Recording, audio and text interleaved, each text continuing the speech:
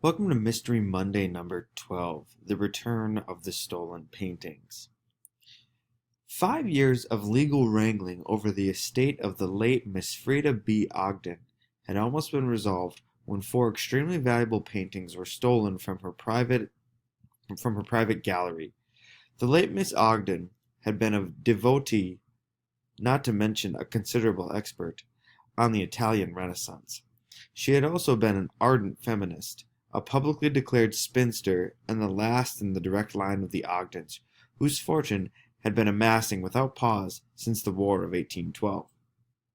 A perceptive ancestor with a head for chemistry and a nose for marketing had determined the public's desire for a mild blend of whiskey that warmed the stomach without simultaneously blinding the eyes. The result was wealth that, by the turn of the century, was literally beyond counting. Frida B. Ogden had managed the distilleries, extended the art collection, and stamped on opposing points of view with rigor matched only by the original Ogden himself. When she died 5 years ago, the distillery business was healthier than it had ever been. All the other enterprises had doubled in value, and, through some exceptionally judicious trading and buying, she had elevated the family's collection of Renaissance paintings to a level that was matched only by a very few international galleries. The estate was in the hands of Monopoly Trust Incorporated, and was about to be dispersed among 23 squabbling second cousins when the paintings disappeared.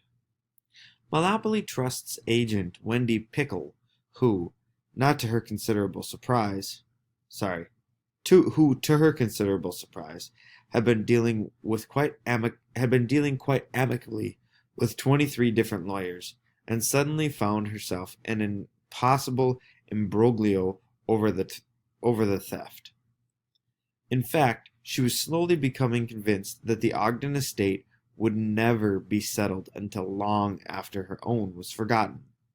Then, as the case were compounding itself with complete reverses, the paintings turned up again. Only 2 weeks ago, an anonymous telephone call had led to the RCMP to an unused barn not far from the Ogden mink ranches in northern Alberta. No one was more relieved at their discovery than Wendy. The first thing she had done was to inspect the paintings herself at the RCMP office in Edmonton. As soon as they arrived, Wendy had noted how carefully the thieves had crated and preserved them. Someone, she had remarked, had shown as much care as Frida B. Ogden would have done. A good thing, for these were priceless works. Two of the pieces, in fact, were not paintings at all, but sketches, one attributed to Donatello, a preliminary musing for his statue of David. Another was a wonderfully fleshy set of nudes in a pastoral scene by Giotto. The latter was especially valuable because the painting, which had eventually followed the sketch, had been lost for several hundred years. The third was an anonymous early 14th century Garden of Eden scene with Adam, Eve, God the Father, and an incredibly long snake, all gathered together in mild surprise under an apple tree. Its considerable value was due to its age and uniqueness, rather than in any artistic or innovative quality. Giorgione's Rit Chichepere was fourth, and perhaps the most valuable. It was not even a part of the Ogden collection, but was on exchange from the Louvre at the time of the theft. Wendy's relief at their undamaged condition was rather sharply modified when she was finally able to take a closer look. Someone with a reasonable degree of artistic ability had drawn very tiny but quite discernible raisins in the navel of every nude body in all four pieces. The shy maiden in the Giorgione had a lumped cluster of them in hers. Adam and Eve sported very small black ones, and on the Donatello, David, the artist, had arranged them in a small circle. Vandalism? Perhaps. Mischief? Possibly. A deliberate devaluing of the paintings? A red herring?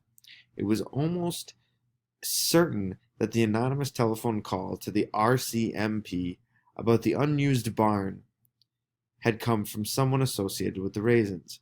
Whatever the motive, Monopoly Trust had been forced to bring in yet another consultant to the Ogden case, causing even further delay.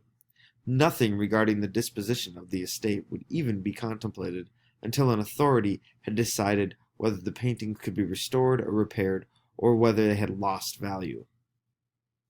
It was this authority in the person of one Mark Dexel that Wendy had been patiently waiting all morning.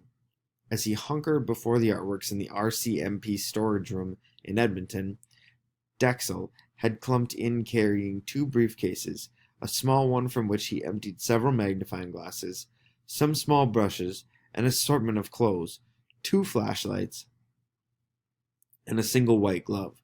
The large case, Wendy had to look several times to be sure, was filled with bags of potato chips. "I don't like the feel of them on my hands," Dexel said, nodding at the chips as he put on the white glove. And that had been the extent of his remarks to her. The rest of the time he had spent talking to the paintings and eating the chips with his gloved hand. Wendy caught the pieces of the monologue from where he sat. "Raisins, no imagination. Never did like the green ones. Soluble. Beautiful work. Giotto. Okay. Should be." Through the past 2 hours and 7 bags of potato chips, Dexel had peered at, brushed, touched with his finger, sniffed, and talked to every navel in the collection. Finally, after what Wendy thought was a somewhat overlook and lascivious stare at the Giotto nudes, Dexel stretched and yawned, came over to where she sat, and began to repack his equipment in the smaller case. Very carefully, he pressed the empty chip bags flat and laid them in as well. 11 of these, and you get a free hamburger," he said to her, very conscious of the importance of this advice. "I can usually get up to 2 hamburgers by Saturday.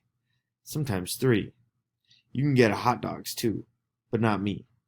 Do you know what goes into wieners? The paintings are okay. No trouble getting the ink off. It's water soluble.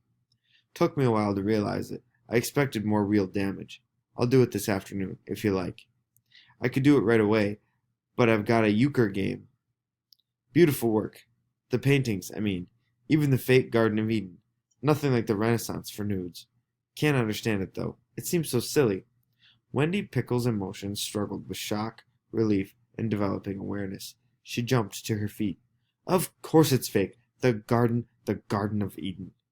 I should have seen that right away." She felt out of breath. "That explains the raisins, too. And the tip-off. The thief has still got the real one." She sat down and put her head in her hands. Dexel, meanwhile, put his glove back on and opened the one remaining bag of chips. "I'm going to be on the Ogden estate forever," Wendy moaned softly. Mark Dexel was the expert, but even so, he assumed that Wendy would know the anonymous Garden of Eden was fake. Why? And why does Wendy say that the fake Garden of Eden explains the raisins and the tip-off?